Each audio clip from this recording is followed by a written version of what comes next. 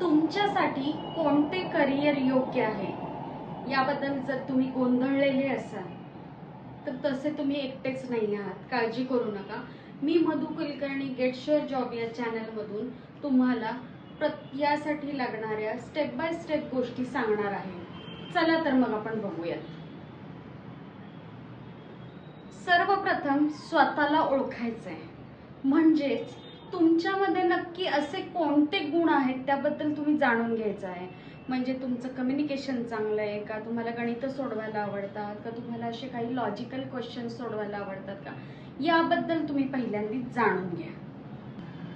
तुमचं पॅशन कशामध्ये आहे ते जाणून घ्या। म्हणजे तुम्हाला काय काम केल्यानंतर एनर्जी फील होते, त्यानंतर तुमचा खूप आनंद होतो, या गोष्टी आपल्या आयुष्यामध्ये आपण शोधू शकतो। तर अशाच पहिल्यांदा तुम्ही शोधल्या पाहिजे।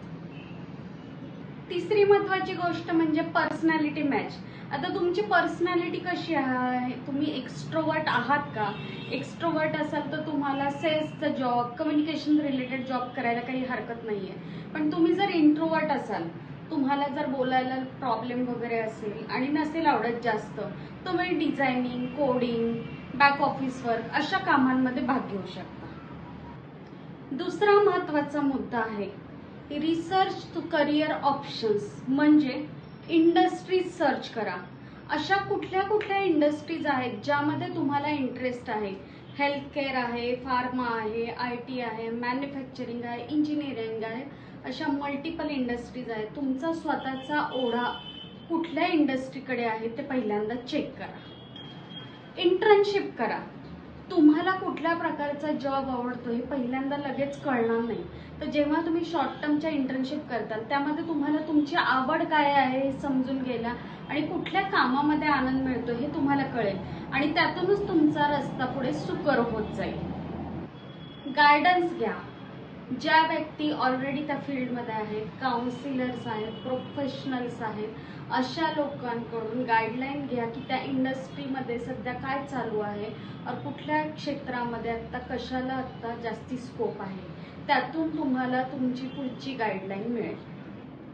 पॅशन आणि प्रॅक्टिकल यामध्ये मॅचिंग होतंय का बघा।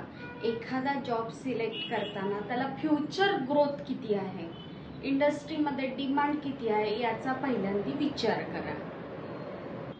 फायनान्स, तुमचे जे एक्सपेक्टेशन आहे त्याप्रमाणे त्या जॉबला पुढे फ्युचर ग्रोथ आहे का, और तुमचं फायनान्शियल गोल पुढे जात आहे का त्यामध्ये, याचा पण महत्त्वाचा विचार तुम्ही करू शकता।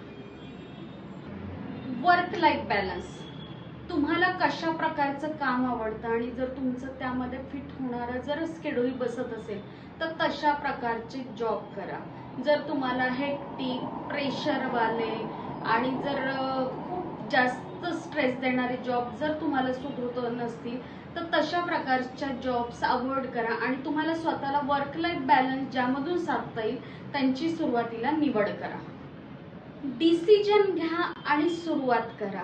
कुठलंही करिअर हे इमिजिएट तुम्हाला सापडणार नाही और तेच परफेक्ट असेल असं नाही। जे काम मिळतंय ते काम तुम्ही घेऊन सुरुवात करा। तुमच्या करिअरचे रस्ते तुम्हाला सापडत जातील। हे काम करताना तुम्ही काही बाकीच्या गोष्टींचे जे स्किल्स आहेत त्याचे सर्टिफिकेशन, कोर्सेस हे करणं गरजेचं आहे। यातून तुमचं स्किल वाढत जाईल आणि तुमची ग्रोथ व्हायला ते कारणीभूत पडेल। इन फ्युचर प्रमोशनसाठी या गोष्टींचा उपयोग होतो आणि तुम्ही इंडस्ट्रीमध्ये सध्या काय चालू आहे त्या ट्रेंडमध्ये तुम्ही राहता।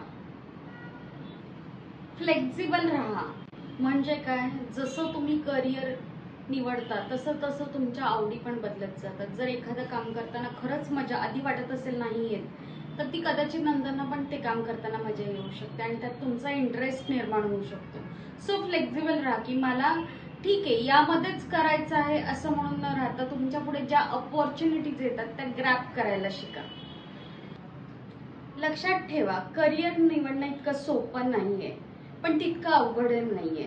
जर तुम्ही त्यामध्ये व्यवस्थित तुमचं बायफर्केशन केलं असेल तर रस्ता तुम्हाला नक्कीच सापडेल आणि ज्या संधी येतील त्यातून तुम्हाला रस्ता सापडेलच। जर अशा प्रकारच्या टिप्स आमच्या व्हिडिओमध्ये कायम दिल्या जातात, तुम्हाला जर असे व्हिडिओ पाहायचे असतील तर पहिल्यांदा तुम्ही आमचं हिट बटन किंवा लाईक बटन दाबा आणि सबस्क्राईब करा।